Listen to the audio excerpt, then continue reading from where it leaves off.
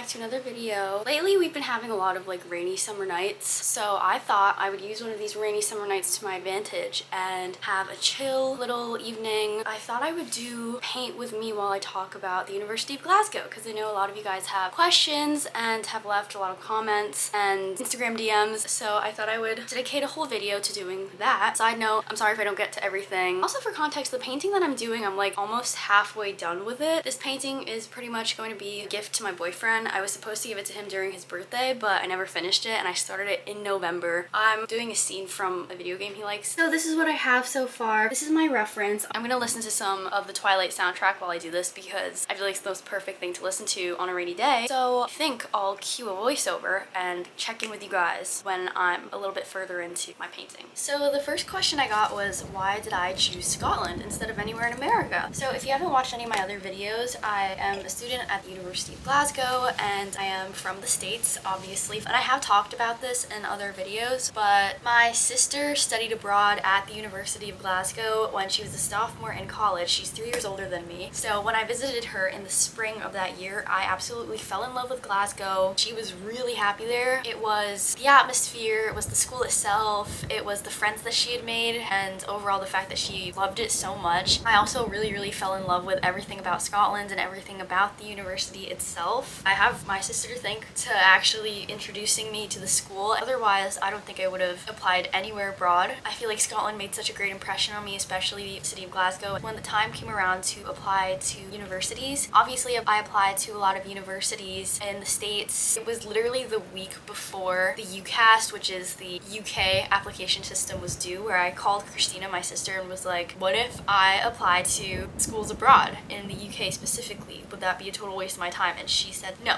do it. You're gonna regret it if you don't. And I was like, okay, you know what? I'm gonna take this as a sign. I feel like if you have the chance to do that, why not? I'm really happy I went. I mean, being an international student in general is hard, especially with being long distance with everyone. You know, your family, friends, boyfriend. Boyfriend is the hardest. Boyfriend and dog, hardest to be long distance with. But later on in this video, I'll answer some questions about what it's like to actually be an international student. But yeah. So it's a couple days later now. Obviously I didn't finish my painting yet, so I thought I would do the same exact thing as I did last time. Put up all my lights, put on the Twilight soundtrack, just get back to painting and answering questions. And also, it's raining again, which some people might say is a bad thing, but I love the rain. I think I just love a good rainy day in the middle of summer just to have an excuse to stay inside and put on my lights and light candles and just sit down and paint. So anyway, I'm gonna get back to painting. Some general questions I've gotten over my YouTube videos and Instagram DMs have been if I'm an undergraduate or graduate student. I am a undergraduate student. I honestly feel flattered that people think I look old enough to be a graduate student, but no, I'm going to be second year. All the videos that I have put out at this point have been my year one experience. Another question I've gotten was, what course am I taking? So I'm studying history at the university. Year one, if anyone out there cares at all about what year one was like for history. For the first semester, you study Scottish history from 900 to the 2000s, and the second semester you do medieval history, which at least for my friends, they didn't prefer that, and for the second year we're doing more modern history. But by third and fourth year you get to pretty much pick your own classes, so my friends will probably be taking all the modern history courses and I'll probably be taking all the medieval history courses. Also, for my electives, I did archaeology, which I plan to continue to do in my second year because I really enjoyed it, and I also took economic and social history, which was also really enjoyable. It's funny because it's actually in the School of Social Sciences and not the College of Arts and Humanities, so I had to wait to be able to get that class. Another question that I got was, how is the workload at the University of Glasgow? In general, I feel like workload in college is going to be a lot either way, but for me, I feel like throughout high school I really overworked myself. I took so many AP classes, I did 100 clubs, and I really feel like the workload at the University of Glasgow was much different in high school, at least. So I feel like it is a lot better, even though it still is a lot of work. This also ties into one of the other questions, which is, how does it compare being a student in the States and being a student abroad? In college challenges abroad, you only take classes that really help you out with your major. In the States, let's say I was a history major, I would have to take English, I would have to take math just to fulfill certain requirements, which I feel like is a total waste of time and a waste of money. At least for history, you only take 3 classes, and this is also only for freshmen, so year 2 will probably have a lot bigger workload, and year 3 and year 4 for sure. But at least for your first year at the University of Glasgow, you only take 3 classes. So how it usually works is that you have, let's say, 3 lectures a week, and you prepare homework for seminars, which you will have once a week, where it includes like read a certain amount of pages and answer questions to come prepared for class. Or what's really graded, the workload kind of focuses more on big assignments. So let's say for history, I have maybe 2 big essays during the entire semester. That's a lot of pressure, obviously, because your grade really matters on these 2 big assignments. It's a lot of work for 1 assignment. I feel like in the States, what you do is a lot of busy work, a lot of more repetitive, this week I have a quiz, this week I have a quiz. For Glasgow, you'll usually have 1 assignment each month. So let's say October, I have my big essay, and by December, I'll just have my finals. I really like that method better than having mini assignments every single week. I feel like it's a lot less stressful, but that's just me. You know, if you prefer having more assignments but more often, then maybe that's not the best fit for you. That's also just for history. I have no idea how other courses work, really. Guys, look at this. Look at this. My paintbrush just broke. That's so sad.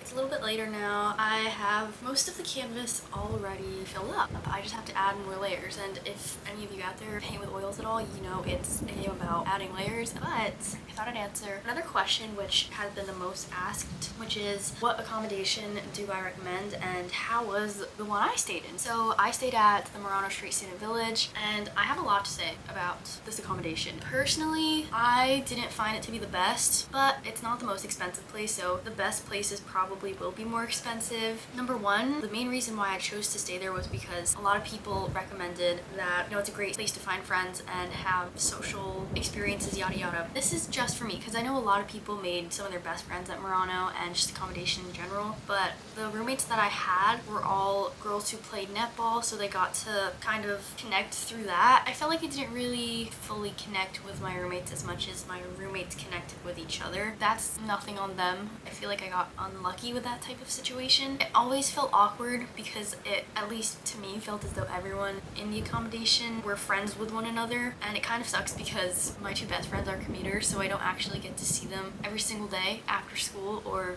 you know, during the week. But yeah, it was honestly just my experience. With relation to like the general accommodation, the room was a decent size, not the biggest, not the smallest, a good kitchen size. I know some people had living spaces in their accommodation in Murano, which I didn't have, so I guess it's just like luck. We had 1 bathroom and 2 showers that we shared. You can have 5 roommates total, including yourself, or you can have 10 to 12. I had 5. If I were to do it again, I would have an accommodation with 10 to 12 people so I could have the opportunity to meet more people. Distance-wise from the school, it was like a 25-minute walk every single day, which sucked. I can't even sit here and lie. The walk every single day low-key killed me, and it was especially at the end when I would be coming back from my classes, walking up that big hill. It wasn't the best experience for me. All in all, Murano wasn't my favorite place to stay in. Oh, also, there were rats there. Not like inside the apartment, but outside when I'd be going to do my laundry, I would just see like rats here and there. But maybe that's just a city thing, because there are rats in like every city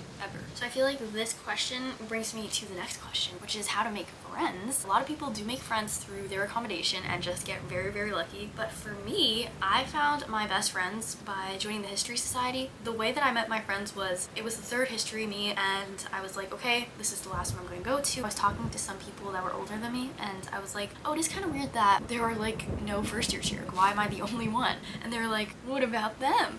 And then I met some of my best friends. I also joined the ice hockey club, which I also found really great friends in. I feel like it's good to like fill up your time, especially if you're in a new place and it's so easy to like feel lonely. Another question I got was, are the teachers supportive and helpful? I definitely think they are. Especially your seminar teachers, I would recommend to like really get close with them. Even during the first semester, I got a really bad grade on one of my source-based analysis, and I just reached out and my teacher really, really helped me. So I feel like it never really hurts to ask for help when you need it, or just just get to know them during class, and yeah. Right, I'm taking a break now. I'm going to chillax, and maybe I'll get back to painting later tonight or maybe tomorrow. I don't know, we'll see, but yeah.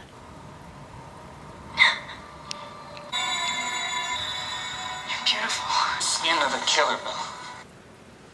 It's obviously a different day now, and I just wanted to do a little bit of painting before I went to bed. Thought I would answer one question while I'm at it. So the question is, how did I settle into Glasgow as someone from the States? For me, this was getting my visa. This time last year, I didn't have my passport updated yet, so I had to pay so much extra money to get my visa and passport expedited. I had to go into New York City into the UK visa department. There's an actual process on the University of Glasgow page if you go there, and it'll walk you through the steps of how to actually book an appointment to get your visa, how the payments work. You also have to pay an international health surcharge, which is also annoying, but it's fine. It's not so bad because actual citizens get to have free healthcare there, so that's pretty awesome. That was one big culture shock. For example, the first week I went there, my second piercings, which obviously I have re-pierced since this, the earrings pretty much were sinking into my ear, and I had to go to the hospital to get them removed out, and I went there so nervous about how much I was gonna have to pay, and I got there and they were like, what do you mean pay? And the only difference is that you have to wait, and I didn't really wait that long, maybe like 30 minutes to be seen by the doctor, but it was free, which is pretty awesome. My parents helped me move, so I brought a lot of the things I had from home there. I was able to use 3 suitcases, one which was mine, and the 2 that my parents had, they filled up with my own stuff, and they just carried stuff in their carry-ons. Then I just got things like pots, pans, and bed supplies all in Glasgow once I got there. Also, weird culture shock. Obviously, the cars being on the left side, the roads being so narrow, and I'm someone who drives like all the time here in the States, so not being able to drive around was also a big culture shock, because if you know anything about the States, you know that it's such a car-centered country. We don't have any public transportation, which brings me to my next point, which is the public transportation in Scotland is actually awesome, especially the trains. As a student at the University of Glasgow, I was able to sign up for my Young Scots card, which is pretty much a pass to have all buses free and to have discounts on trains. The buses are always kind of like not the best. They don't show up half the time, and they're always 20 minutes late, but that's a totally different story. And this is pretty obvious as an international student, and probably all international students have to deal with this. And I'm not gonna sit here and complain because I did choose to go here, but the first 2 months were pretty lonely, and I didn't find my best friends until mid-October. I also had to do long distance with my boyfriend, which sucked, and I wasn't able to see my dog for 4 months. But like I said, take that with a grain of salt. I really think those few first months of getting to know people and putting yourself out there is really hard. Then again, that could also go for anyone in any college ever. Another question I got was, what is the difference between study abroad and going full-time? Is it harder to make friends, integrate, and get established? I can compare my experience with my sister's experience because she studied abroad there. I would say, at least from what my sister has experienced, study abroad, you're gonna be put probably in a hall that has other people from your country. Let's take Christina for example. All of her friends that she made, who pretty much were her roommates, were all Americans. She's actually still friends with those friends that she made for those 6 months and is really close to them, so I would definitely recommend anyone who is worried about studying abroad to study abroad. But then again, that's also just luck that she ended up becoming friends with the people that she roomed with. Another question I got was, what eSIM do I use, or SIM card? If you are from a different country and you're coming to the UK to study, you can't use your phone plan that you have from your country in the UK. This was actually so hard. The first week I was trying to figure out how I could get a new SIM card, and I have the iPhone 14, and the newer phones, they only have eSIMs. So it took me a while to actually find a place that offered eSIMs, but eventually I did. I'm using Sky Mobile. If I go in between each country, I just click on a button. I go to my cellular data, and then it says primary and used as primary. My primary, which is my American phone number, is turned on, and my UK phone number is turned off. And I'll switch that once I go back to the UK. Anyway, I am so close to being done, but it's literally just this puff of smoke that I can't get right. Let me me show you the update. And I didn't really like film this part because I was so aggravated that I had to just turn off the camera and try to focus on it. Obviously, I'm gonna put some layers over it. It kind of looks like a cheetah print right now. I'm gonna get it done. Everything else though is looking pretty fire. Hey guys, so it's a couple days later now. I kind of sped through the past couple steps I've taken with the painting just because I don't know what it was, but I think I just needed to sit down and really focus on painting. But let's jump into the next question. How am I dealing with fee and rent? So as an American student, I pay the international tuition fees. I have a student loan with Sallie Mae, which is solely an American loan company if there are any Americans out there wondering where they should get their loan. And for the final question, do I have any advice for Freshers Week?